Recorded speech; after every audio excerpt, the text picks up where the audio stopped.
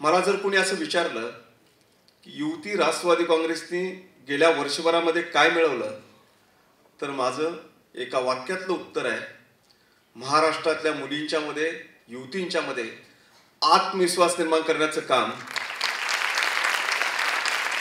आपण संघटित झालो तर प्रश्न सुटू शकतात.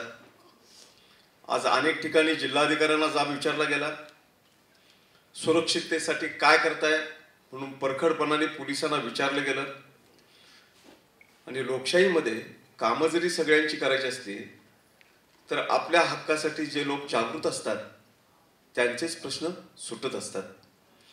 गेल्या वर्षभरामध्ये खूप मोठ्या प्रमाणात जागृती झालेली आहे. आता अशी मूल्यमापनं कधी केली जात नाहीत, पण भ्रूण हत्येच्या संदर्भामध्ये सुप्रियाताईंनी भूमिका घेतल्यानंतर, आम्ही सगळ्यांनीच थोडं थोडं लक्ष दिल्यानंतर आज मुली आणि मुलं यांचा रेशो महाराष्ट्रामध्ये जो व्यस्त होता तो दुरुस्त होत निघालाय. नाकारले जाणारे मुलींचे जन्म आता इतक्या उघडपणाने नाकारण्याचं थांबतंय असं अनेक जिल्ह्यात चित्र आहे. बघितलं तर हे खूप मोठं सामाजिक काम आहे.